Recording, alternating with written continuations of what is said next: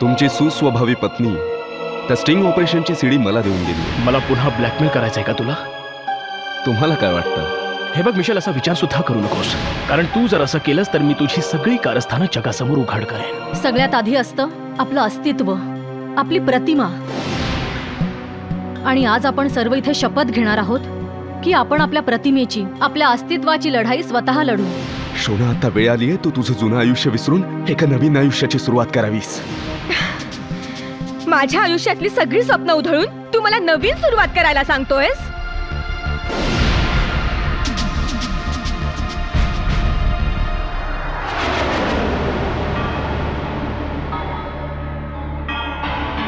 Doctor विशालला वंदना nursing home. Doctor विशाल कुठे? Doctor विशाल का? अरे बावळटा, तुला जेवढं विचारलं तेवढं सांग. डॉक्टर विशाल कुठे आहेत?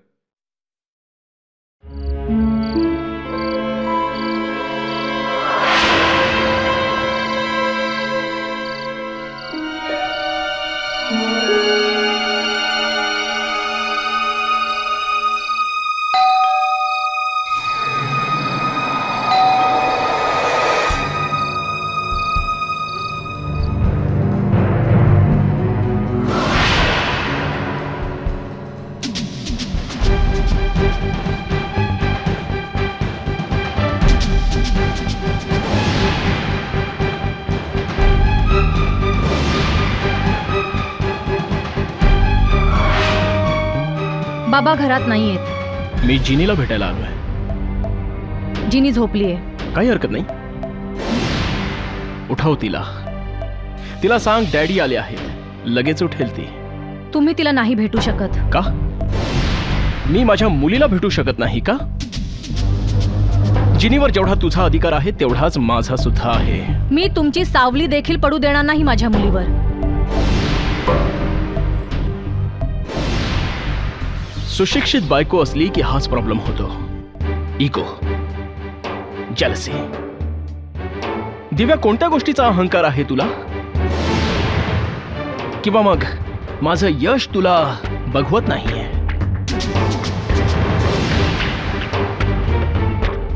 एक मनुष्य जो एका लहानशा गावातील गल्लीतून उठून एवढा यशस्वी झालाय, ही गोष्ट तुला पचत नाहीये ना? आणि तू जिथे होतीस तिथल्या तिथेच राहिली आहेस. पण मी नेहमी हेच म्हणालोय, नेहमी हेच म्हणत आलो आहे की मी चुकून मेडिकल प्रोफेशन मध्ये आलो आहे. पण तू नेहमी तुझे पॉलिटिकल ऍस्पिरेशन्स लपवून ठेवले होतेस, जे आज ही उलट सुलट कामं करताना बाहेर आले आहेत. डॉक्टर दिव्याचा खरा चेहरा.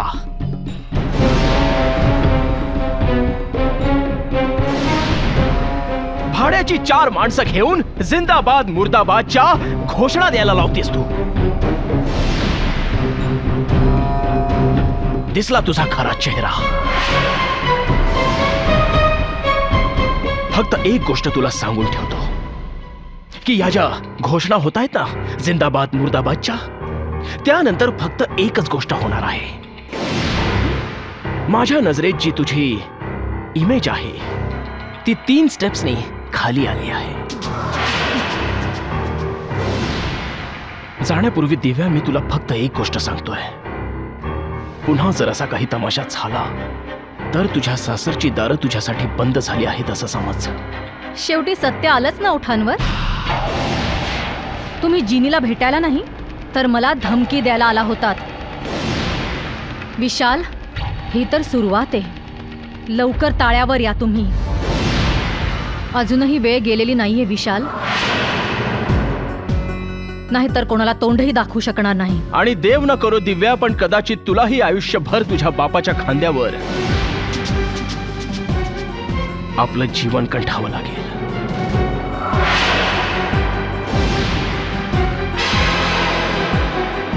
आणि तुमचं काय होईल हा तुम्ही विचारही करू शकणार नाही. पाहूया, काळच सांगेल.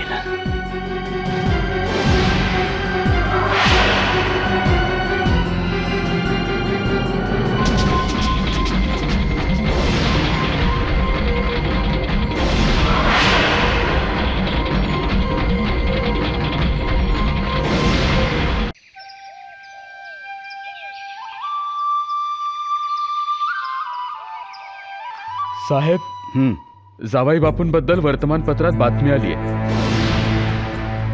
बघा तरी, त्यांच्याच बद्दल आहे ना?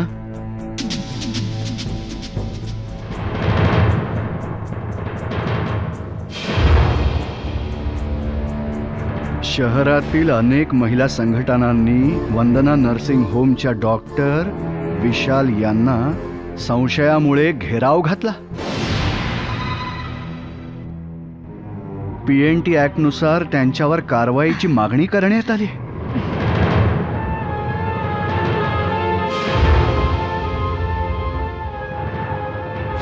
दिव्या, मला एक खरं सांग, हे सगळं तू केलंयस? ही तर सुरुवात आहे बाबा. पुढे बघा काय काय होतंय ते. समजावा काका या मुलीला.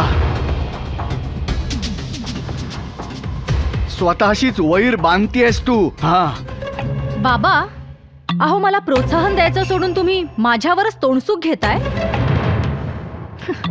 उलट माझं तर असं म्हणणं आहे की कन्या भ्रूण हत्येच्या विरोधात तुम्हीही आमच्या सोबत यावं. बस, एक तर तू मला विचार करायची संधी सुद्धा दिली नाहीस, आणि आता चंद्रा कुटुंबाविरुद्ध अशी तू गरळ ओकायला सुरुवात केलीस. अगं बेटा, विशालला योग्य मार्गावर आणण्याचे इतरही मार्ग आहेत ज्यांचा अवलंब केला जाऊ शकतो. बेटा, असं तर सगळं विस्कटून जाईल. विस्कटून जाऊ द्या, नाहीतरी सांभाळून ठेवण्यासारखं काहीच नाहीये. दिव्या, स्वतःचं नुकसान करून तू कुणाचंही नुकसान करू शकत नाहीस दिव्या. आणि नात्यांचे बंध एकदा का तुटले ना तर ते पुन्हा जोडता येत नाहीत.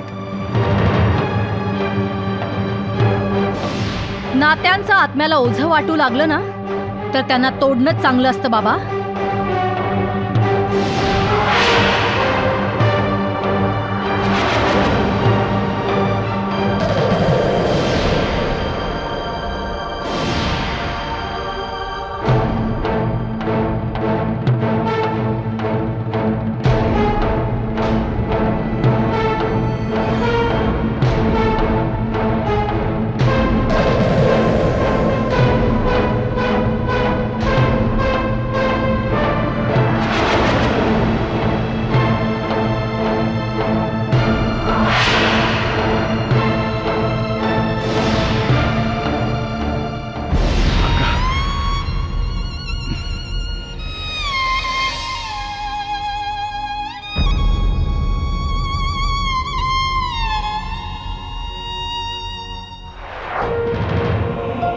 प्लीज कुणीतरी मला सांगा की मी करू तरी काय.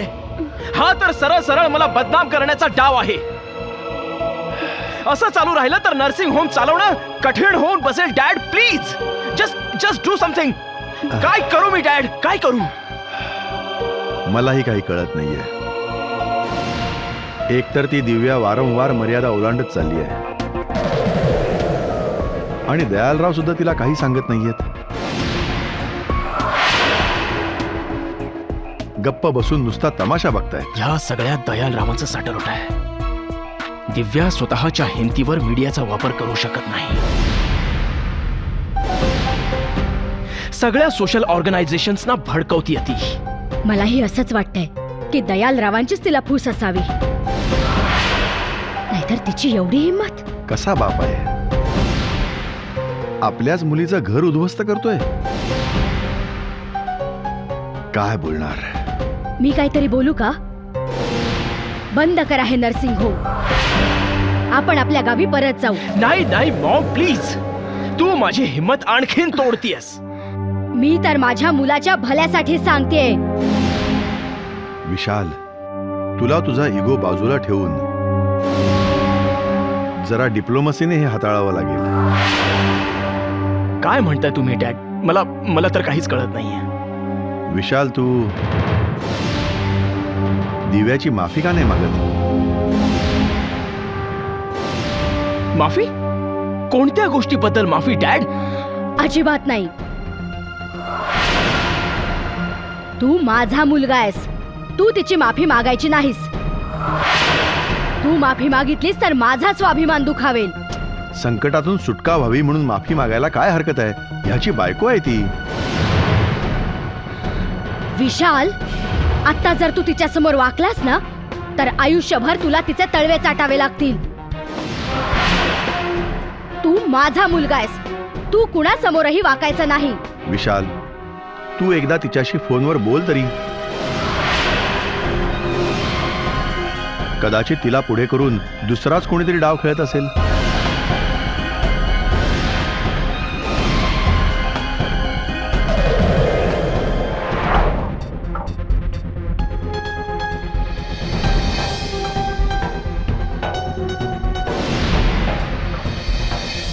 नासिरला पाहिलं?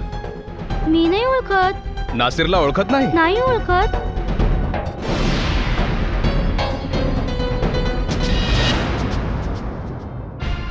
डॉक्टर साहेब प्लीज. येस. तुम्ही याच हॉस्पिटलमध्ये काम करता? हो इन्स्पेक्टर. किती वर्ष झाले सर? मागच्या 5 वर्षांपासून. 5 वर्षांपासून? हो. कुणाच्या अंडर काम करता? डॉक्टर विशाल. डॉक्टर विशाल? येस. म्हणजे ओळखता त्यांना? होय सर. खूपच चांगली गोष्ट आहे. म्हणजे तुम्ही नासिरलाही ओळखत असाल? नासिर? हो. नाही नाही नाही, अजिबात नाही. तो थोडा गोरा आहे, टक्कल पडलेला. नाही साहेब, अजिबातच नाही. तुम्ही 5 वर्षांपासून इथे काम करताय आणि नासिरला ओळखत नाही सर? मला तुम्ही हे सांगा की नासिर आला होता की नाही? हे पहा सर, मी कोणत्याही नासिरला ओळखत नाही. तुमचा काहीतरी गैरसमज होतोय. प्लीज. माझा गैरसमज झालाय? नासिरला ओळखता की नाही हे सांगा. मी सांगितलं ना, मी कोणत्याही नासिरला ओळखत नाही. डॉक्टर, मला खरं खरं सांगा, नासिरला पाहिलंय तुम्ही इथे? मी बोललो ना की नाही पाहिलंय म्हणून. मी कोणत्याही नासिरला ओळखत नाही साहेब. हे पहा, इथे काय लिगल होत आहे आणि काय अनलिगल होत आहे ते मला ठाऊक आहे. आता सांगताय की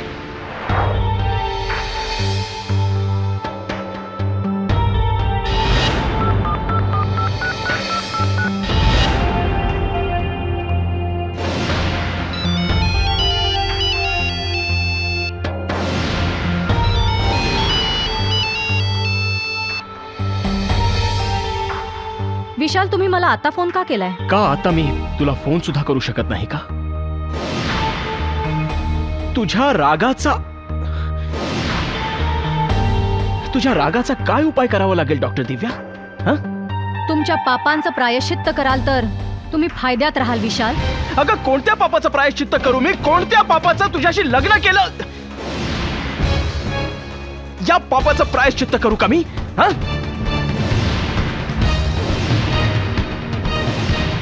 भानावर ये दिव्या, भानावर ये.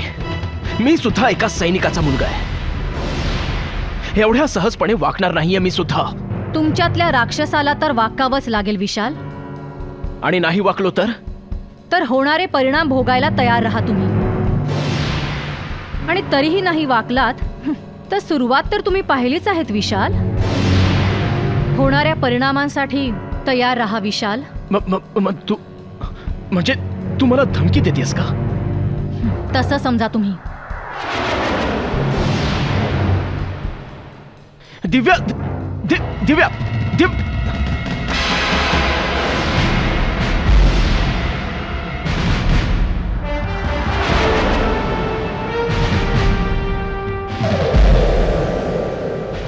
आता सांगताय की तुम्ही लीगल इलिगलची धमकी देताय मला? आता तर फक्त धमकी देतोय. एकदा याचा वापर केला ना मग पटापट बोलायला लागशील. समजलं? कुठाय नासिर?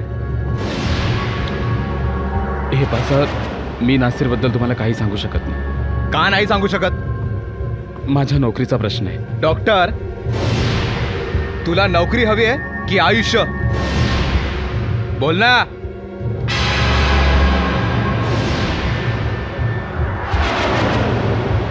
तो इथेच आलेला आहे. कुठे आहे तो? मला नाही माहित. इथे म्हणजे आत ना? ते मला नाही माहित. ठीक आहे, तुझा त्याला शोधणं माझं काम आहे. एक काम करा, नासिर याच हॉस्पिटलमध्ये कुठेतरी लपून बसलाय. तुम्ही डावीकडे शोधा, मी उजवीकडे शोधतो. ठीक आहे सर. चला.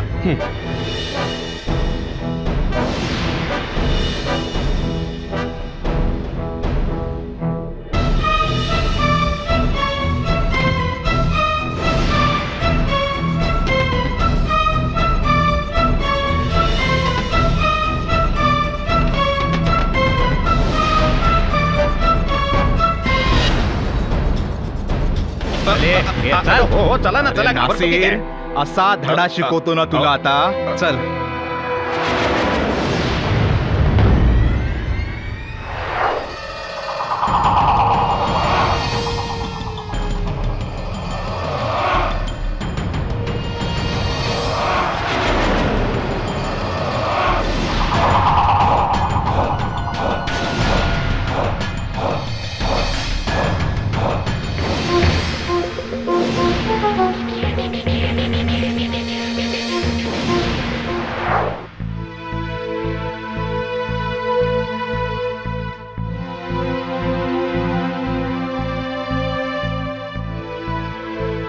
कन्या भ्रूण हत्येचा धमाकेदार खुलासा.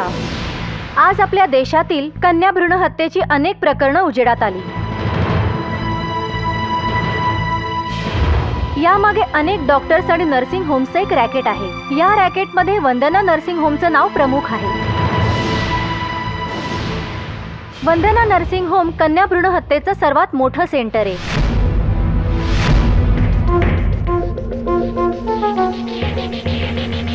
एकदम असली नोटा आहेत. अहो, मी तर म्हणेन की तुम्ही अशाच प्रकारे मन लावून काम करत राहा आणि मीही अशाच प्रकारे धन आणून तुमची सेवा करत राहीन.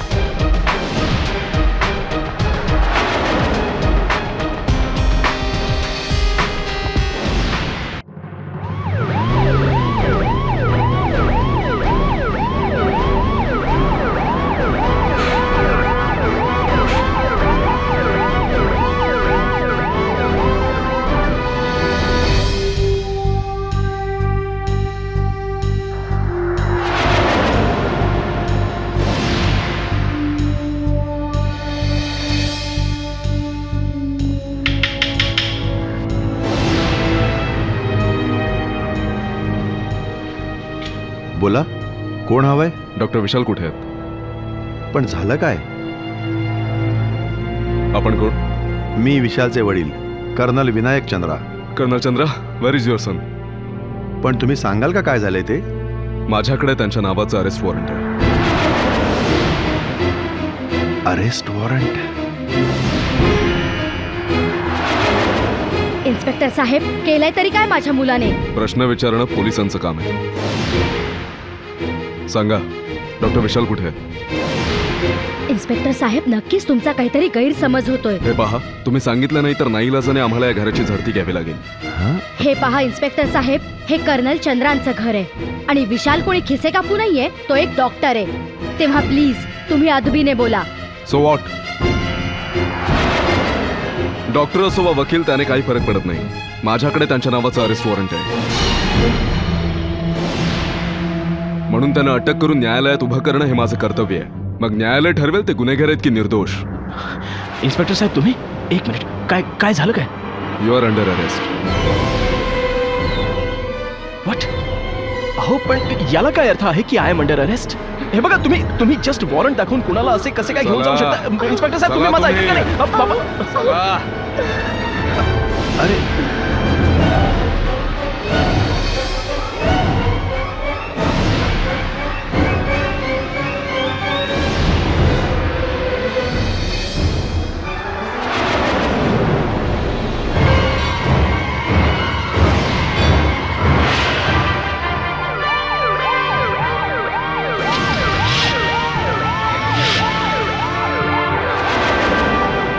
विशाल,